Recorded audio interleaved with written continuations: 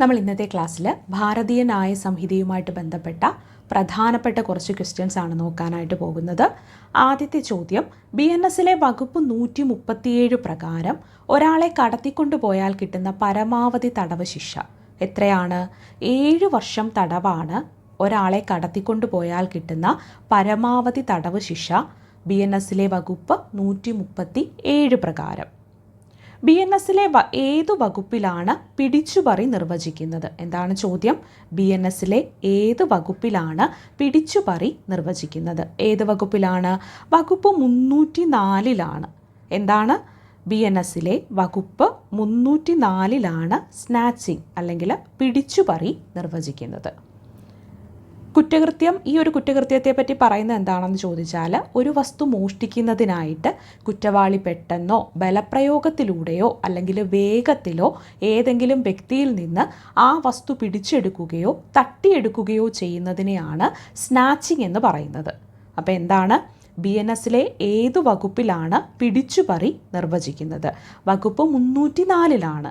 Snatching എന്ന് പറയുമ്പോൾ എന്താ? സ്നാച്ചിങ്ങിന് ഒരു നിർവചനം കൊടുക്കുകയാണെങ്കിൽ, ഒരു വസ്തു മോഷ്ടിക്കുന്നതിന് വേണ്ടിയിട്ട് കുറ്റവാളി പെട്ടെന്നോ ബലപ്രയോഗത്തിലൂടെയോ അല്ലെങ്കിൽ വേഗത്തിലോ ഏതെങ്കിലും വ്യക്തിയിൽ നിന്ന് ആ വസ്തു പിടിച്ചെടുക്കുകയോ തട്ടിയെടുക്കുകയോ ചെയ്യുമ്പോൾ അതിനെയാണ് നമ്മൾ സ്നാച്ചിങ് എന്ന് നിർവചിക്കുന്നത്. അപ്പോൾ BNSലെ വകുപ്പ് 304 എന്ത്? പിടിച്ചുപറിയെ പറ്റി നിർവചനം നൽകുന്നത്. BNSലെ 22-ാം വകുപ്പ് പ്രകാരം അൺസൗണ്ട് മൈൻഡ് എന്ന വാക്കിന് പകരം ഉപയോഗിക്കുന്ന പദം ഏതാണ്? എന്താണ് ചോദ്യം? BNSലെ 22-ാമത്തെ വകുപ്പ് പ്രകാരം അൺസൗണ്ട് മൈൻഡ് എന്ന വാക്കിന് പകരം ഉപയോഗിക്കുന്ന പദം ഏതാണ്? മെൻ്റൽ ഇൽനെസ് എന്നാണ്. എന്താണ്? Mental illness. BNSലെ 22-ാം വകുപ്പ് പ്രകാരം അൺസൗണ്ട് മൈൻഡ് എന്ന വാക്കിന് പകരം ഉപയോഗിക്കുന്ന പദം ഏതാണ്? മെൻ്റൽ ഇൽനെസ് എന്നാണ്. മെൻ്റൽ ഇൽനെസ് എന്ന് പറയുമ്പോൾ മാനസിക രോഗം എന്നാണ് അതിന് മലയാളത്തിൽ പറയുന്നത്. അത് ഇന്ത്യൻ പീനൽ കോഡിലെ 84-ാമത്തെ വകുപ്പിൽ ഉപയോഗിച്ചിരുന്ന അൺസൗണ്ട് ഓഫ് മൈൻഡ് എന്ന വാക്ക് മാറ്റിക്കൊണ്ടാണ് BNSൽ മെൻ്റൽ ഇൽനെസ് എന്ന ആധുനിക പദം ഉപയോഗിച്ചിട്ടുള്ളത്. അപ്പോൾ BNSലെ 22-ാം വകുപ്പ് പ്രകാരം അൺസൗണ്ട് മൈൻഡ് എന്ന വാക്കിന് പകരം ഉപയോഗിക്കുന്ന പദം ഏതാണ്? മെൻ്റൽ ഇൽനെസ് ആണ്. BNSലെ ഏതു വകുപ്പിലാണ് ശിക്ഷ ഇളവിനെ പറ്റി പറയുന്നത്? ചോദ്യം ശ്രദ്ധിക്കുക. BNSലെ ഏത് വകുപ്പിലാണ് ശിക്ഷ ഇളവിനെ പറ്റി പറയുന്നത്? ശിക്ഷ ഇളവിനെ പറ്റി പറയുന്നത് BNSലെ 5-ാമത്തെ വകുപ്പിലാണ്. ഭാരതീയ ന്യായ സംഹിതയുടെ വകുപ്പ് 5-ലാണ് ശിക്ഷാ ഇളവ് അല്ലെങ്കിൽ കമ്മ്യൂട്ടേഷൻ ഓഫ് സെൻറ്റൻസ് എന്നതിനെക്കുറിച്ച് പറയുന്നത്.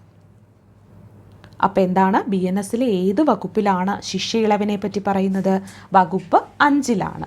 ഈ വകുപ്പ് പ്രകാരം കേന്ദ്ര സർക്കാരിനോ സംസ്ഥാന സർക്കാരിനോ ഒരു കുറ്റവാളിയുടെ ശിക്ഷ ഇളവ് ചെയ്യാനോ മറ്റൊരു ശിക്ഷയായി മാറ്റാനോ ഉള്ള അധികാരം നൽകുന്നുണ്ട്.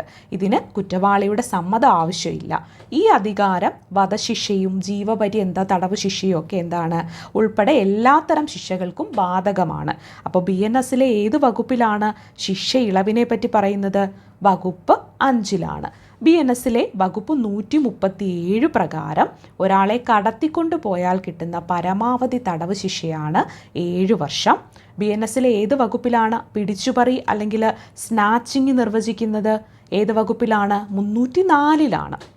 BNSലെ 22-ാം വകുപ്പ് പ്രകാരം അൺസൗണ്ട് മൈൻഡ് എന്ന വാക്കിന് പകരം ഉപയോഗിക്കുന്ന പദം ഏതാണ്? മെൻ്റൽ ഇൽനെസ് ആണ്. BNSലെ 22-ാമത്തെ വകുപ്പിൽ അൺസൗണ്ട് മൈൻഡ് എന്നൊരു വാക്കിന് പകരമായിട്ട് ഉപയോഗിക്കുന്നത് മെൻ്റൽ ഇൽനെസ് എന്ന പദമാണ്. BNSലെ ഏതു വകുപ്പിലാണ് ശിക്ഷ ഇളവിനെ പറ്റി പറയുന്നത്? BNSന്റെ 5-ാമത്തെ വകുപ്പിലാണ് ശിക്ഷ ഇളവിനെ പറ്റി പറയുന്നത്. BNSലെ വകുപ്പ് 303 ഏത് കുറ്റത്തിനുള്ള ശിക്ഷയെ പറ്റിയാണ് പറയുന്നത്? BNSലെ വകുപ്പ് 303 ഏത് കുറ്റത്തിനുള്ള ശിക്ഷയെ പറ്റിയാണ് പറയുന്നത്? ഏത് കുറ്റത്തിനുള്ള ശിക്ഷയെ പറ്റിയാണ് പറയുന്നത്? മോഷണ കുറ്റത്തിന്. എന്തിനാണ്? തെഫ്റ്റ്. മോഷണ കുറ്റത്തിനുള്ള ശിക്ഷയെ പറ്റിയാണ് BNSലെ വകുപ്പ് 303 പറയുന്നത്. ഏത് കുറ്റത്തിനുള്ള ശിക്ഷയാണ്? മോഷണ കുറ്റത്തിനുള്ള ശിക്ഷയെ പറ്റിയാണ് വകുപ്പ് 303 പറയുന്നത്.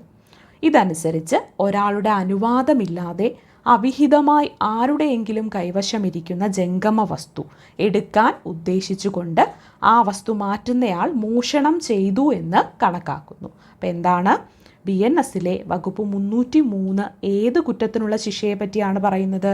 മോഷണ കുറ്റത്തിനുള്ള ശിക്ഷയെ പറ്റിയാണ്.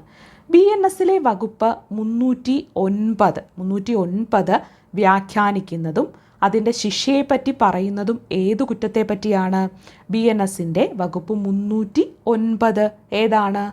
BNSൻ്റെ വകുപ്പ് 309 പറയുന്നത് കവർച്ച അല്ലെങ്കിൽ റോബറി. എന്താണ്? കവർച്ച അല്ലെങ്കിൽ റോബറിയെ പറ്റിയാണ്. BNSൻ്റെ വകുപ്പ് 309 വ്യാഖ്യാനിക്കുന്നതും അതിൻ്റെ ശിക്ഷയെപ്പറ്റി പറയുന്നതും ഏത് കുറ്റത്തെ പറ്റിയാണ്? കവർച്ച അല്ലെങ്കിൽ റോബറിയെ പറ്റിയാണ്. അപ്പോൾ എന്താണ് കവർച്ച എന്ന് ചോദിച്ചാൽ, മോഷണത്തിനോ പിടിച്ചുപറിക്കലിനോ ഒപ്പം ഭയപ്പെടുത്തുകയോ ബലപ്രയോഗം നടത്തുമ്പോഴോ ആണ് എന്താണ് അത് കവർച്ചയായിട്ട് മാറുന്നത്. ബലപ്രയോഗത്തിലൂടെയുള്ള മോഷണം, ഒരു മോഷണം നടത്തുന്നതിനോ മോഷ്ടിച്ച സാധനങ്ങളുമായിട്ട് രക്ഷപ്പെടുന്നതിനോ കുറ്റവാളി ആരുടെയെങ്കിലും മരണത്തിനോ പരുക്കു വരുത്തുന്നതിനോ തടഞ്ഞു വയ്ക്കുന്നതിനോ ശ്രമിക്കുകയോ അത്തരം ഭീഷണിപ്പെടുത്തുകയോ ചെയ്യുമ്പോൾ അത് കവർച്ചയായിട്ട് മാറും. അതുപോലെ ഭീഷണിയിലൂടെയുള്ള പിടിച്ചുപറിക്കലുണ്ട്. പിടിച്ചുപറിക്കുന്നയാൾ ഇരയുടെ മുൻപിൽ വെച്ച് അയാളുടെയോ മറ്റൊരാളുടെയോ ജീവനോ ശരീരത്തിനോ ഉടനടി അപകടം സംഭവിക്കുമെന്ന ഭയമുണ്ടാക്കിക്കൊണ്ട് ആ സ്വത്ത് കൈക്കലാക്കുന്നതിനെ നമുക്ക് എന്താണ് കവർച്ചയായിട്ട് കണക്കാക്കാം. അപ്പോൾ BNSലെ വകുപ്പ് 309 വ്യാഖ്യാനിക്കുന്നതും അതിൻ്റെ ശിക്ഷയെപ്പറ്റി പറയുന്നതും ഏത് കുറ്റത്തെ പറ്റിയാണ്? കവർച്ച അഥവാ റോബറിയെ പറ്റിയാണ്. BNSലെ വകുപ്പ് 310 പറയുന്ന കൊള്ള ചെയ്യാൻ ചുരുങ്ങിയത് എത്ര ആൾക്കാരാണ് വേണ്ടത്? BNSൻ്റെ വകുപ്പ് 310 കൊള്ളയാണ് പറയുന്നത്. ആ കൊള്ള ചെയ്യാൻ വേണ്ടിയിട്ട് ചുരുങ്ങിയത് എത്ര ആൾക്കാരാണ് വേണ്ടതെന്നാണ് BNSൽ വകുപ്പ് 310 പറയുന്നത്? 5 ആൾക്കാരാണ്. ചുരുങ്ങിയത് 5 ആൾക്കാരാണ് കൊള്ള ചെയ്യാനായിട്ട്. ചുരുങ്ങിയത് എത്ര ആൾക്കാരാണ് വേണ്ടത്? 5 ആൾക്കാർ ഉള്ളതാണ് എന്ത് കൊള്ള എന്ന് പറയുന്നത്. 5 ആൾക്കാർ വേണം അങ്ങനെയല്ല ഉദ്ദേശിക്കുന്നത്. ഭാരതീയ ന്യായ സംഹിതയുടെ വകുപ്പ് 310 കൊള്ള എന്ന കുറ്റകൃത്യത്തെയാണ് നിർവചിക്കുന്നത്. ഈ വകുപ്പ് ഇന്ത്യൻ പീനൽ കോഡിലെ 391 വകുപ്പിന് തുല്യമാണ്. ഒരു മോഷണമോ കവർച്ചയോ 5 അല്ലെങ്കിൽ അതിൽ കൂടുതൽ ആളുകൾ ചേർന്ന് കൂട്ടമായിട്ട് നടത്തുമ്പോഴാണ് അത് കൊള്ളയായിട്ട് മാറുന്നത്. അപ്പോൾ BNSലെ വകുപ്പ് 310 പറയുന്ന കൊള്ള ചെയ്യാൻ ചുരുങ്ങിയത് എത്ര ആൾക്കാരാണ് വേണ്ടത്? 5 ആൾക്കാരുണ്ടെങ്കിലാണ് അത് കൊള്ളയാവുന്നത്. 5ഓ അതിൽ കൂടുതലോ ആൾക്കാരുണ്ടെങ്കിൽ അതിനെ കൊള്ളയായിട്ടാണ് കണക്കാക്കുന്നത്. ക്രിമിനൽ ബ്രീച്ച് ഓഫ് ട്രസ്റ്റ് ഏത് വകുപ്പിലാണ് വ്യാഖ്യാനിച്ചിരിക്കുന്നത്? ഏത് വകുപ്പിലാണ് ക്രിമിനൽ ബ്രീച്ച് ഓഫ് ട്രസ്റ്റ് വ്യാഖ്യാനിച്ചിരിക്കുന്നത്? അത് 316 ഭാരതീയ ന്യായ സംഹിത അനുസരിച്ച് ക്രിമിനൽ ബ്രീച്ച് ഓഫ് ട്രസ്റ്റ് എന്ന കുറ്റത്തെക്കുറിച്ച് പ്രതിപാദിക്കുന്നത് വകുപ്പ് 316 എന്താണ് ഈ ക്രിമിനൽ ബ്രീച്ച് ഓഫ് ട്രസ്റ്റ് എന്ന് പറഞ്ഞാൽ? ഒരാളുടെ കൈവശം വിശ്വസിച്ചേൽപ്പിച്ച ഒരു വസ്തു, പണം അല്ലെങ്കിൽ സ്വത്ത് അയാൾ സ്വന്തം ആവശ്യങ്ങൾക്കായിട്ട് ദുരുപയോഗം ചെയ്യുകയോ വഞ്ചനാപരമായ രീതിയിൽ സ്വന്തമാക്കുകയോ ചെയ്യുമ്പോഴാണ് ഈ കുറ്റം എന്താണ് ക്രിമിനൽ ബ്രീച്ച് ഓഫ് ട്രസ്റ്റ് ആവുന്നത്.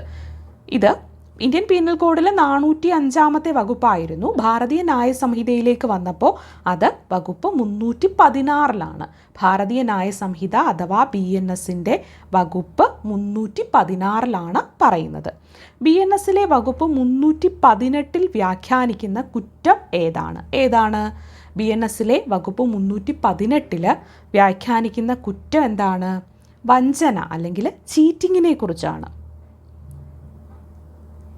BNSലെ വകുപ്പ് 318 വ്യാഖ്യാനിക്കുന്ന കുറ്റം വഞ്ചിക്കൽ അല്ലെങ്കിൽ വഞ്ചന, ചീറ്റിങ്ങിനെ പറ്റിയാണ് പറയുന്നത്. എന്താണ് വഞ്ചന? ഒരാൾ